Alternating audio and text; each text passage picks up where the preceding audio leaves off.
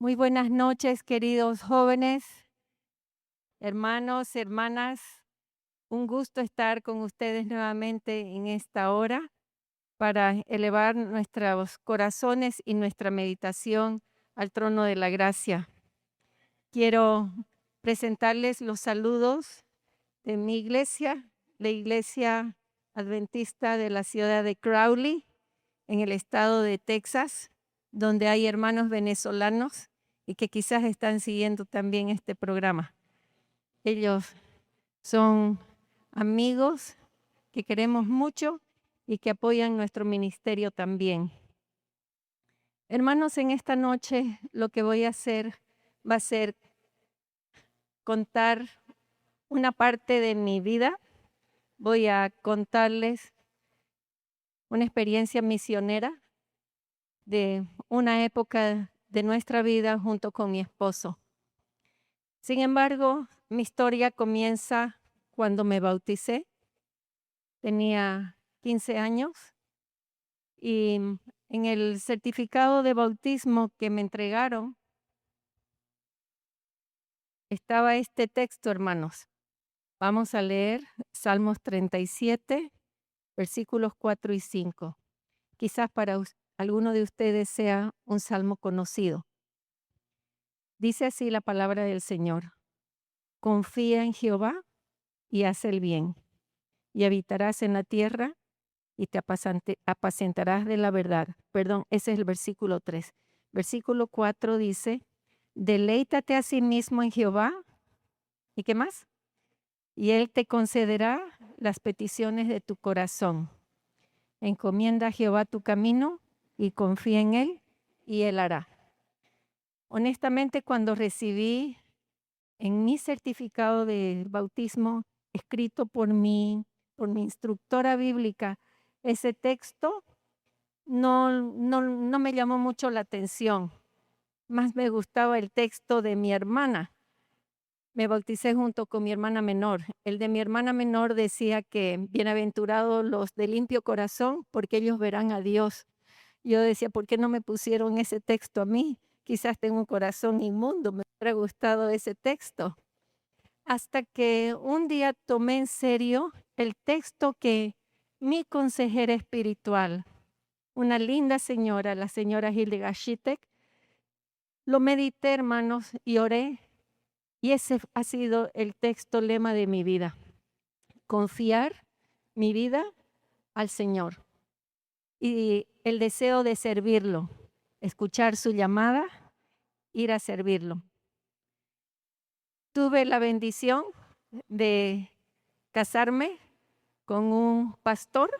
Soy la feliz y privilegiada esposa de un pastor. Tenemos 47 años de matrimonio y de vida ministerial. Y bueno, en algún momento de nuestra vida somos bolivianos, trabajamos en Bolivia, trabajamos en el Perú también, en la Universidad Peruana Unión, en la Universidad Adventista de Bolivia y en campos misioneros en Bolivia. En un momento de mi vida, hermanos, en el año 2000, leí un librito pequeño que se llama La oración de Jabez. Y es la oración que leímos al inicio. La vamos a volver a leer, es bien cortita. Está en Primera de Crónicas, capítulo 4, versículo 10. Dice así: e invocó Jabez al Dios de Israel, diciendo: oh, si me dieras bendición y ensancharas mi territorio, y si tu mano estuviera conmigo y me libraras de mal para que no me dañe. Y le otorgó Dios lo que pidió. Hermanos, yo vengo a dar gloria al Señor porque he sido beneficiada por Dios. Él me ha dado los deseos de mi corazón. En el año 2000, cuando leí ese pequeño librito, decidí hacer oraciones de fe y expresarle al Señor, abrirle mi corazón y decirle los deseos de mi corazón más específicamente. Y uno de esos deseos era servir en la ventana 1040. Pasó el tiempo. En el año 2003 estaba en un lugar del mundo y abrí mi libretita de oración donde había registrado esa oración. Para ese momento estaba en este país, el que está en verde. El país se llama Burkina Faso, está en el África Occidental. Para ese momento estábamos con mi esposo sirviendo en la ventana 1040. El Señor se encargó de llevarnos al lugar donde Él veía más conveniente. Fue así que pasamos 7 años maravillosos en nuestra vida.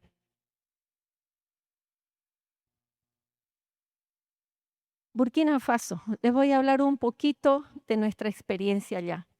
Está al sur del gran desierto del Sahara, en lo que se llama el desierto del Sahel. Creo que no están pasando las vistas, si por favor me apoyan. Para que tengan una idea, así se ve el desierto del Sahel. Siguiente, por favor. Hay camellos y esa es la vegetación. Alguna que otra planta de acacia. Este árbol tiene la propiedad de tener una hojita muy oleaginosa y es de eso que se alimentan los animales, tanto los camellos como el ganado vacuno y las cabritas.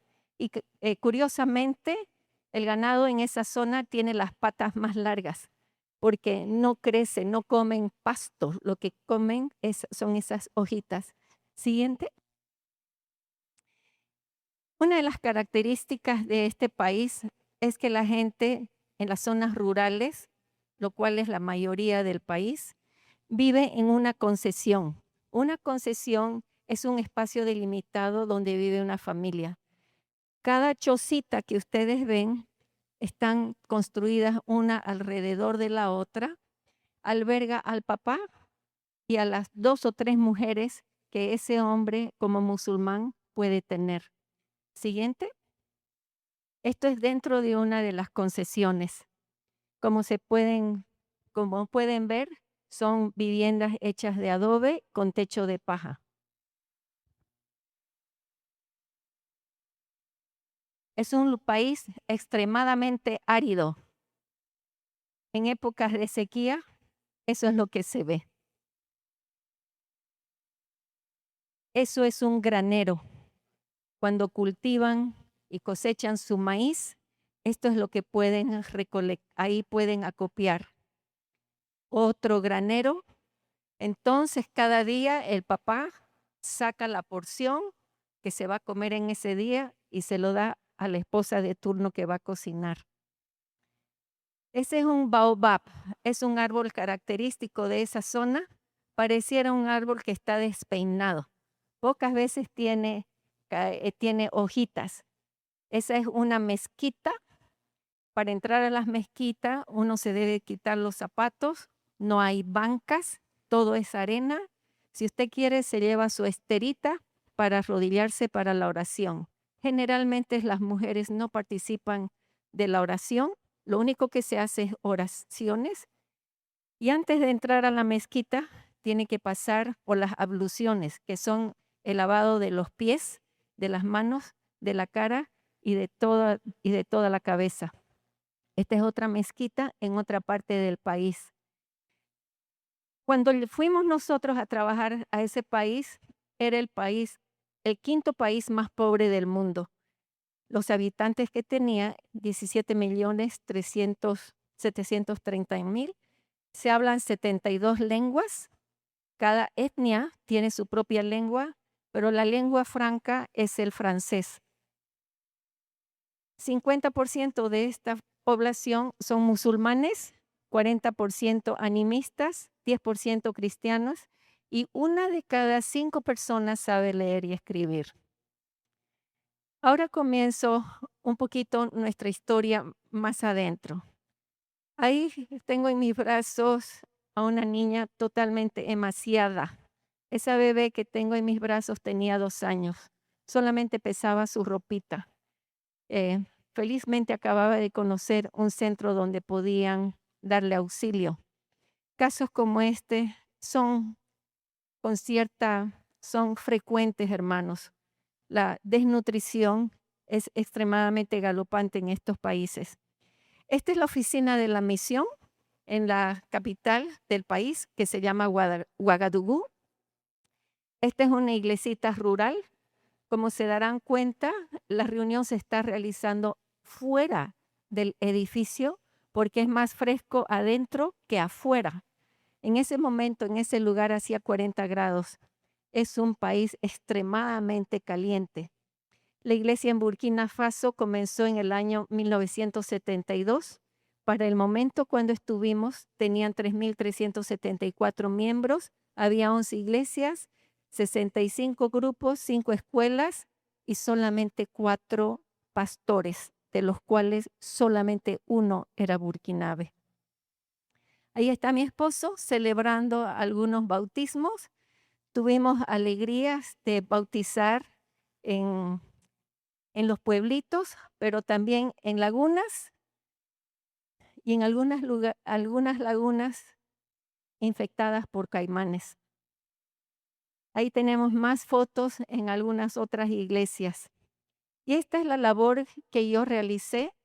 Yo trabajé como directora de la Agencia de Desarrollo y Recursos Asistenciales, ADRA, en Burkina Faso. Recibimos fondos del gobierno danés, del gobierno alemán y del gobierno belga para hacer que estas obras de infraestructura que las comunidades decidían como prioridad para el desarrollo comunitario.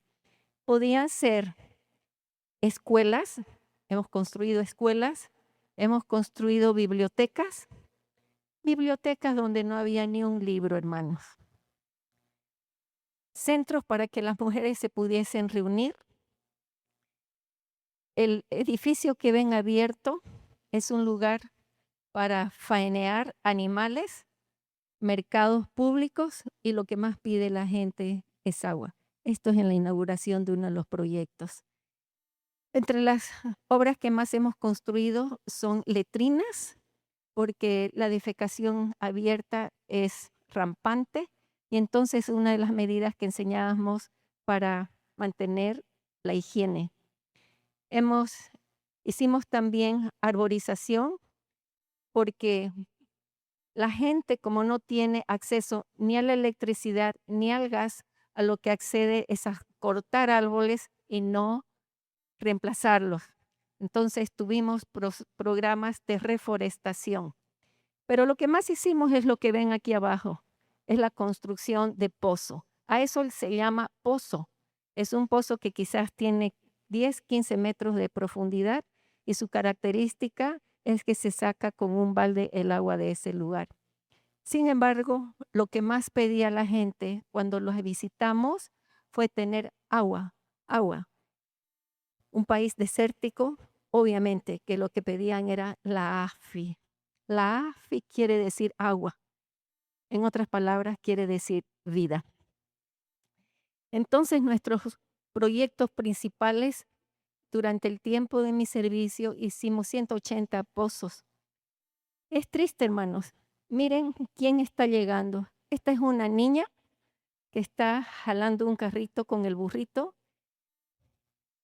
Esos son los bidones que esta criaturita, que apenas tiene 10 años, va a llenar esos bidones, va a entrar, va a usar el agua de la bomba.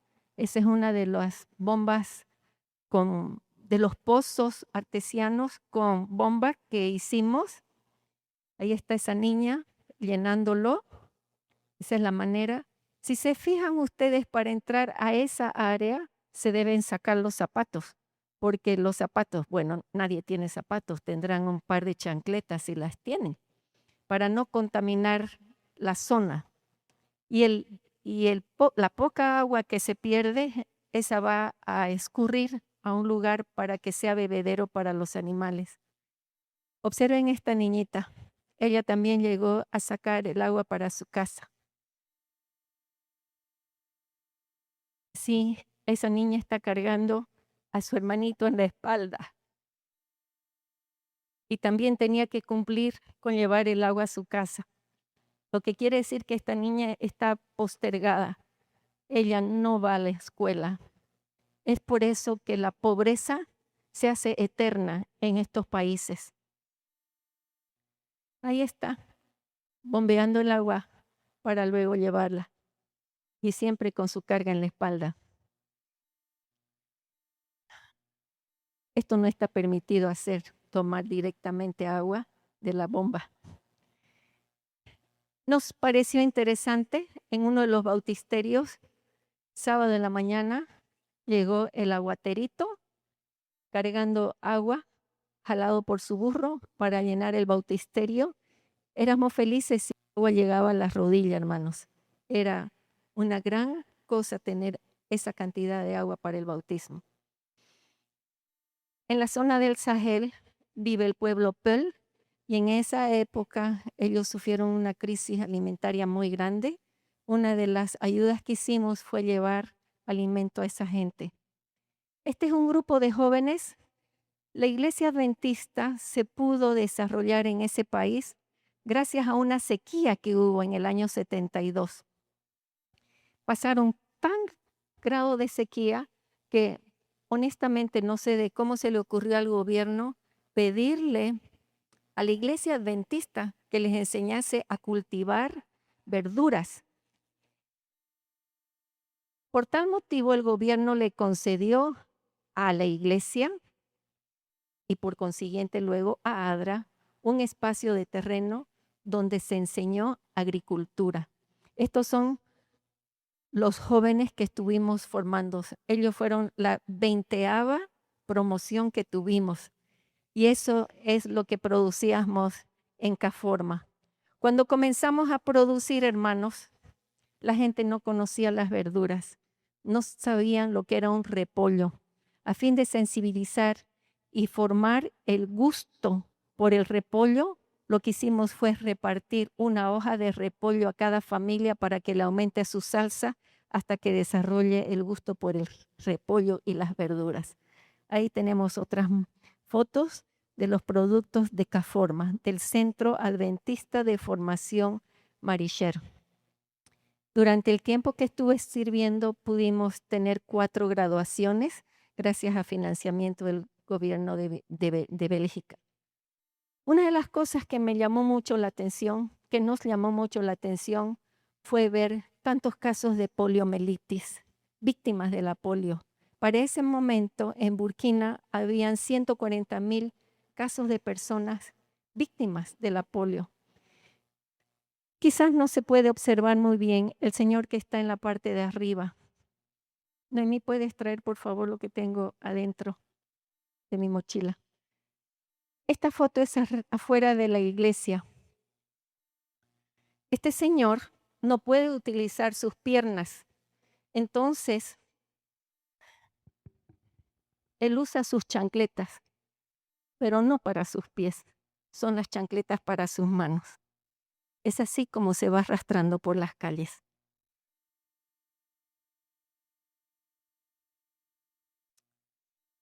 Buscamos donantes y pudimos hacer los triciclos que ven para que esa gente pudiera desplazarse. Muchos niños, esa niña, Samira, de 12 años, era la primera vez que podía salir y recorrer un poquito el mundo. Obviamente que esa niña nunca había ido a la escuela y tampoco iría.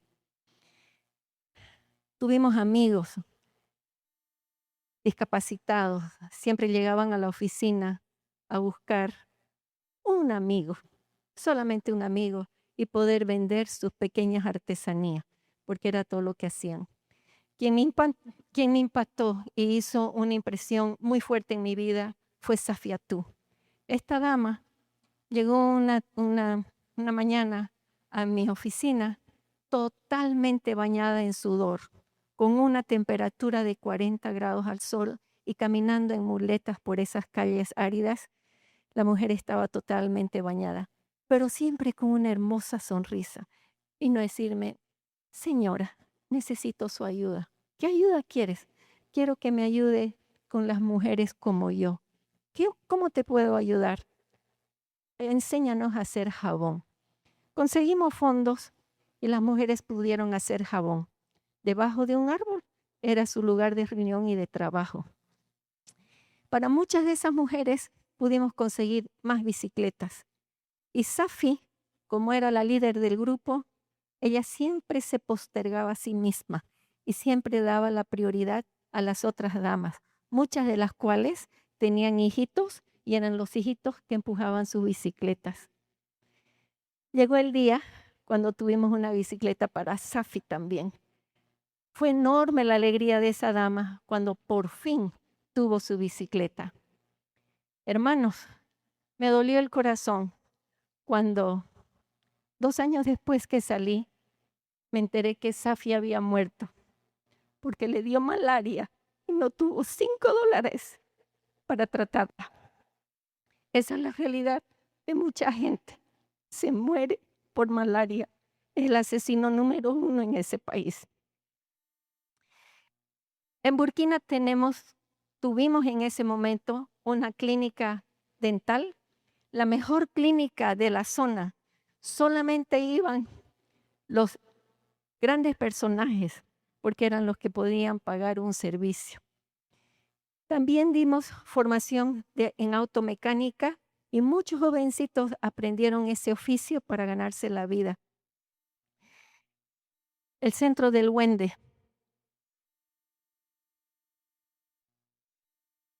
Me dolió el alma, hermanos, cuando fui a visitar este lugar.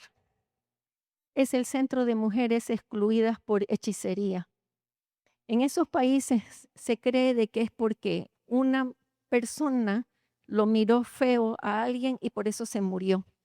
Y el brujo del lugar va a agarrar una gallina, la va a tirar arriba y si cae del lado derecho o del lado izquierdo, él sabe quién fue el que le echó el mal ojo. Todas las veces sucede que es una mujer de edad avanzada. Y en ese momento salen a quemarla a ella y a todas sus posesiones. Esa mujer tiene que salir y correr por salvar su vida, sin importar a dónde ir. Este es un centro católico que acoge a esas mujeres. Cuando vi ese lugar, cuando visité ese lugar, hermanos, es imposible no llorar. ¿A dónde llega la miseria humana, el engaño de Satanás y el deseo de destruir? A esas mujeres también, a pedido de ellas, les enseñamos a hacer jabón a fin de que tuvieran un poquito de ingreso, porque su comidita consistía en recoger de los copitos de algodón que tumbaban los camiones que pasaban llevando algodón, los copitos que caían, ellas recogían y tiene una semillita. Esa semillita la partía y tiene una pequeñísima nuez, quizás del tamaño de una lenteja. Muchas veces era toda su comida. Ese fue el grupo que me acompañó durante mi estadía en Burkina Faso, en ADRA. Es el equipo de trabajo. Voy a pasar rápidamente a otro país, porque el Señor, después de trabajar por 7 años en Burkina Faso, en el oeste del África, nos llevó a una de esas zonas rojas que ustedes ven, un país diminuto que se llama Burundi. Quizás han escuchado de Ruanda. En Ruanda, en el año 2000, hubo un genocidio. En 3 meses murieron 800,000 personas. Pero resulta que en el país vecino, que es un país gemelo, que se llama Burundi, ahí también hubo genocidio y mataron en 3 meses a 500,000 personas. A ese lugar fuimos a trabajar. Para ese momento, Burundi era el tercer país más pobre del mundo. En este momento sigue siendo el segundo más pobre del mundo. Uno de los proyectos que tuvimos fue regalar cuadernos y uniformes escolares para que los niños Batuá pudiesen ir a la escuela. Estas son jovencitas Batuá. ¿Quiénes son los Batuá?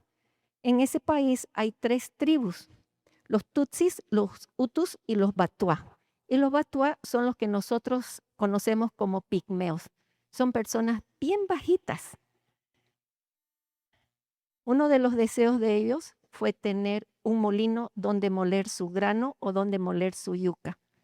Ahí tenemos a los molineros, muy blanqueaditos por la pela del trigo, Y esa es la manera como toda mujer va a transportar la carga después de haber hecho sus diligencias. Esta es una típica familia Batuá. Esa es su humilde morada. Sus techos son de paja, de caña hueca. En esa familia vive, en esa casita vive toda esa familia. Viven en extrema miseria, son recolectores y su actividad principal es hacer cerámica, ollas de barro. Por lo tanto, sus medios de vida son muy limitados. Nosotros tuvimos a bien regalarles una cabrita hembra para que las pudieran cruzar y de eso hacer una actividad generadora de ingresos. La realidad en la iglesia no era muy diferente de afuera. Nos dimos cuenta que el ingreso de nuestros colegas era extremadamente bajo.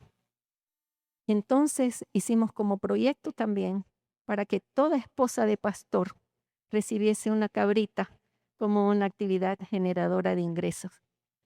En el colegio más grande y único que tenemos hasta el día de hoy, Kiboga, en Burundi, es un internado para señoritas y para caballeros.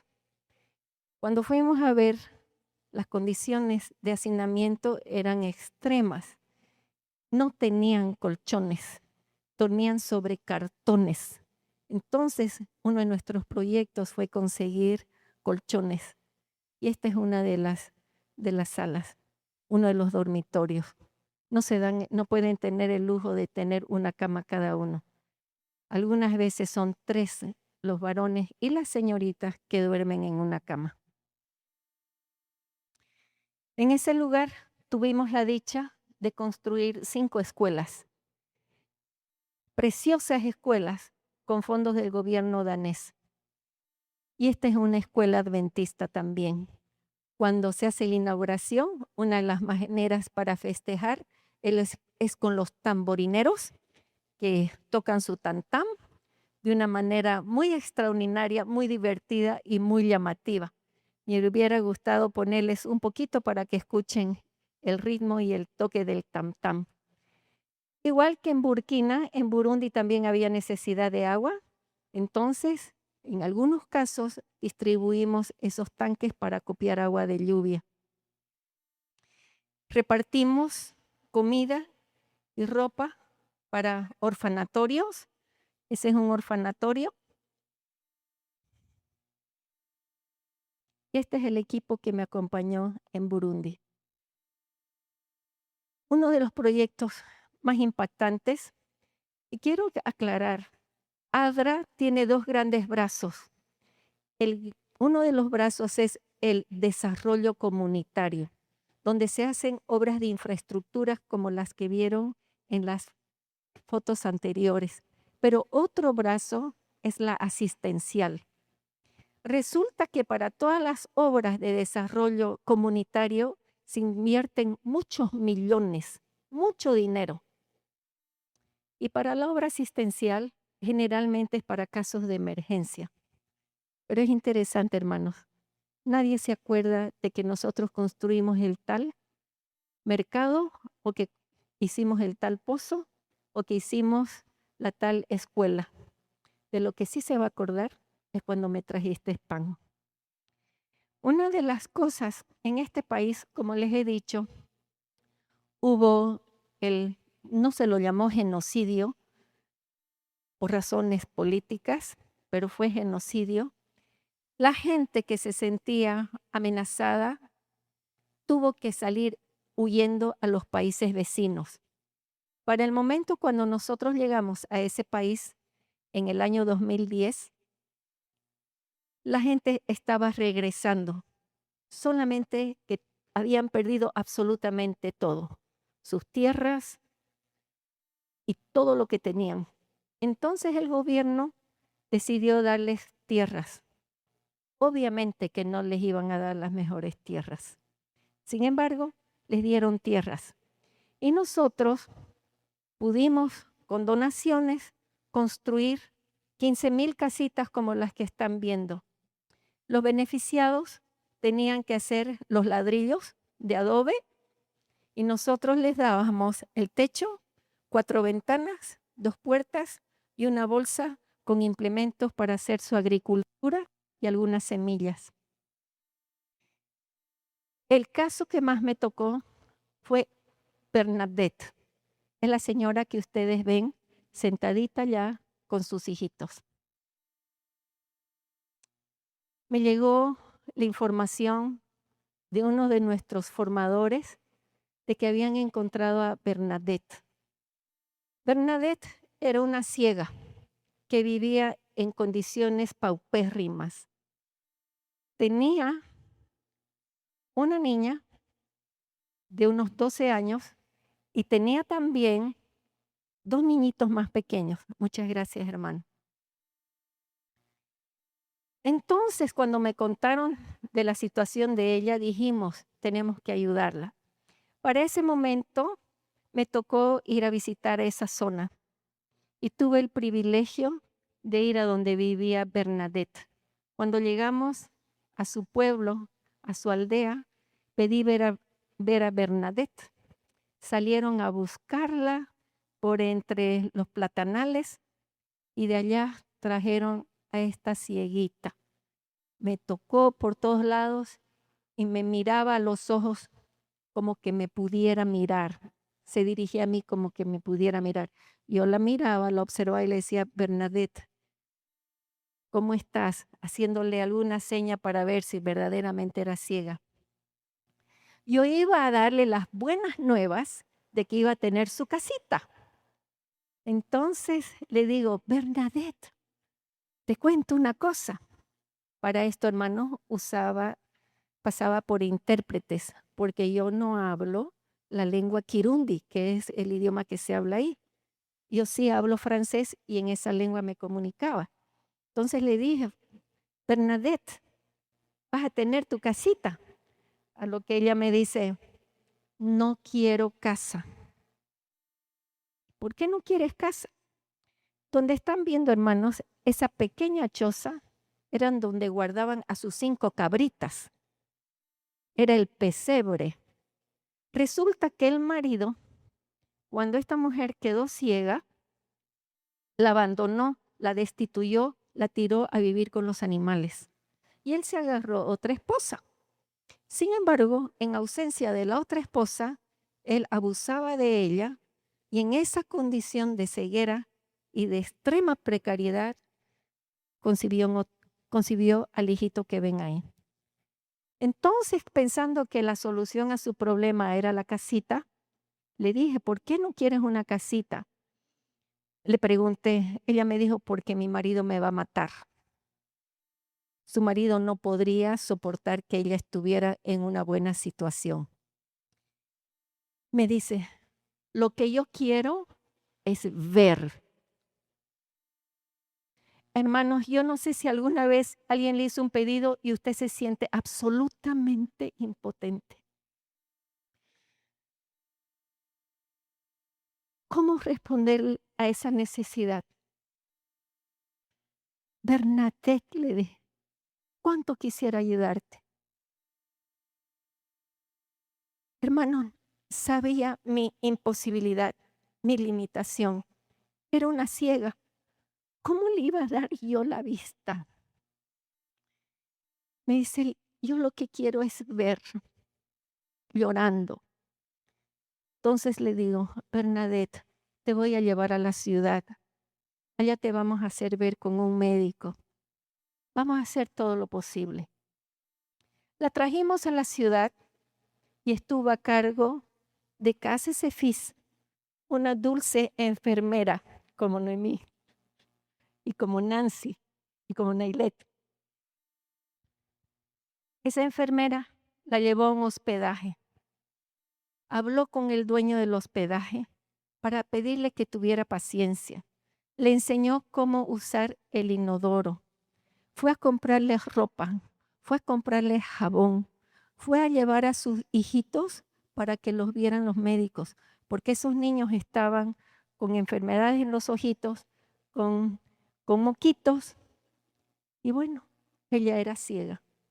Por ser Cefís enfermera, conocía al único médico oftalmólogo en el país. Pagamos la consulta. Llevamos a Bernadette a la consulta. Pidió una tomografía. Hicieron tomografía y el resultado fue que Bernadette tenía el nervio óptico totalmente destrozado. Destrozado porque su marido le pegaba con palo. Y esa fue la causa de su ceguera. Hermanos, desde que Bernadette llegó a nuestro corazón, a nuestra oficina, toda la oficina, todos los miembros de la oficina, oramos, lloramos y ayunamos, pidiendo al Señor que tenga misericordia de Bernadette. Si alguna vez oré pidiendo un milagro, fue por Bernadette. Para ese momento llegó una oftalmóloga rusa para hacer un servicio voluntario. Y Cefís se enteró de que esta oftalmóloga estaba haciendo esta atención gratuita. El lugar donde estaban los enfermos, los discapacitados visualmente, era repleto, hermanos, repletos. Pero Cefís se dio un modo para llegar ante la doctora y presentarle el caso de Bernadette.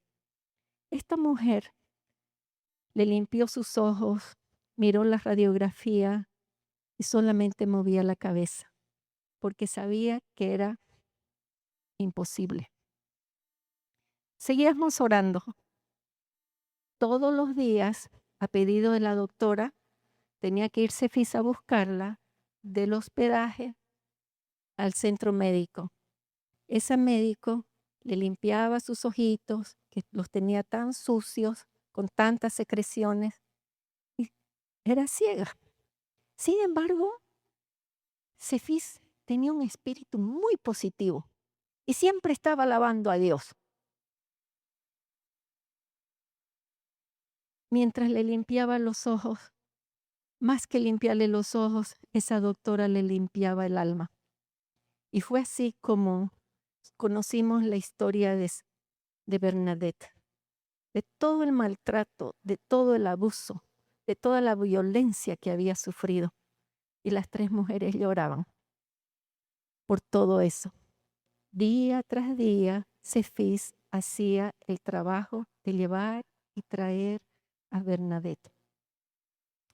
Uno de esos días, habían pasado 3 semanas, cuando va Cefís a recoger a Bernadette con sus hijitos para llevarla al centro médico, Bernadette le espera y le dice, ¿ya no necesitas llevarme?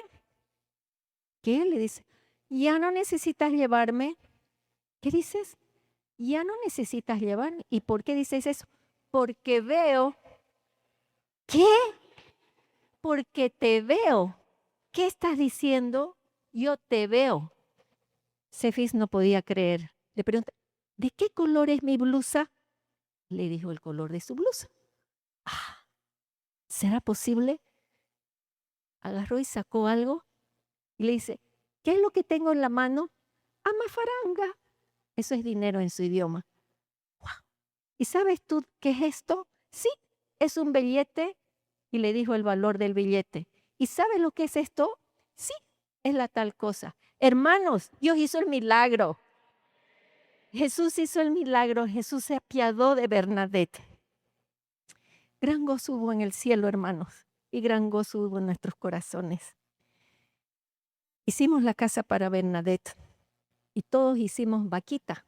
Juntamos dinerito para que Bernadette pudiese tener una parcelita para cosechar, para cultivar. Ahí vemos a Bernadette, porque ella era agricultora. Así que Bernadette pudo cultivar para su familia. Esa fue su cosecha.